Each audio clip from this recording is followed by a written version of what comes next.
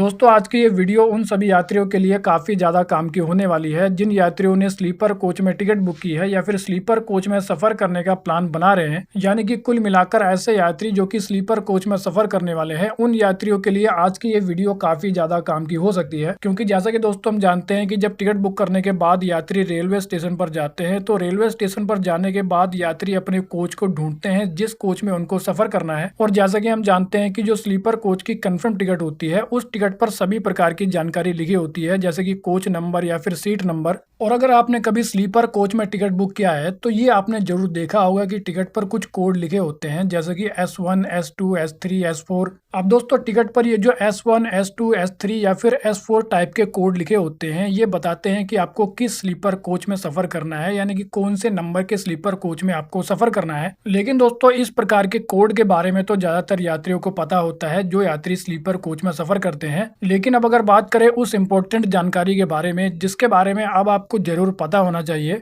तो दोस्तों कई बार होता यह है कि स्लीपर टिकट पर आपको S1, S2, S3 की जगह एक नया कोड देखने को मिलता है, जैसे कि SE1, SE2, SE3। यानी कि दोस्तों S के साथ जोड़ दिया जाता है E, इसी कारण आपको कोड देखने को मिलता है SE1, SE2, SE3 या फिर SE4। इसके अलावा दोस्तों जब आप रेलवे स्टेशन पर जाओगे तो आपको ट्रेन के कोच पर भी इसी प्रकार से SE1, SE2 लिखा हुआ देखने को मिल जाएगा। लेकिन दोस्तों प्रॉब्लम ये होती है कि यात्रियों को S1, S2 के बारे में तो पता होता है लेकिन SE1, SE2 के बारे में जानकारी नहीं होती है। इसी कारण कई बार यात्रियों को रेलवे स्टेशन पर अपना स्लीपर कोच ढूंढने में भी काफी ज्यादा परेशानी होती है और उनका काफी समय बर्बाद भी हो जाता है। इसी कारण अगर बात करें कि ट्रेन के कोच पर ये जो लिखा होता है जैसे कि SE1, SE2 या फिर SE3, इसका मतलब क्या होता है, तो एग्जाम्पल के लिए मान लीजिए कि किसी कोच पर लिखा हुआ है SE1। अब इसमें दोस्तों S का मतलब होता है स्लीपर कोच, E का मतलब होता है एक्स्ट्रा कोच और 1 का मतलब होता है पहला कोच। यानी कि दोस्तों अगर आपको ट्रेन के कोच पर SE1, SE2 या फिर SE3 लिखा हुआ देखने को मिलता है तो समझ जाइए कि इन कोच को एक्स्ट्रा जोड़ा गया है ट्रेन में। सिंपल भाषा में बोला जाए तो ये एक्स्ट्रा स्लीपर डब्बे होते हैं जिनको ट्रेन में जोड़ा जाता है। इसी कारण दोस्तों ये जो SE1, SE2, SE3 टाइप के जो कोच होते हैं उनको ट्रेन में परमानेंटली जोड़ा नहीं जाता है, यानी कि इन कोच को केवल कुछ ही समय के लिए लगाया जाता है। खास तौर से इस प्रकार के एक्स्ट्रा स्लीपर कोच को ट्रेन में उस समय जोड़ा जाता है जब ट्रेनों में काफी ज्यादा भीड़ भाड़ देखने को मिलती है, जैसे कि फेस्टिवल सीजन के समय, एग्जाम्पल के लिए दिवाली, छठ पूजा या फिर छुट्टियों के समय इन कोच को ट्रेन में जोड़ा जाता है। और जब इन कोच की जरूरत खत्म हो जाती है तो उसके बाद इन एक्स्ट्रा कोच को ट्रेन में से हटा दिया जाता है। तो वेल दोस्तों इस वीडियो में इतना ही। I hope you like the video. तो फिर मिलेंगे अगली वीडियो में, जब तक के लिए जय हिंद।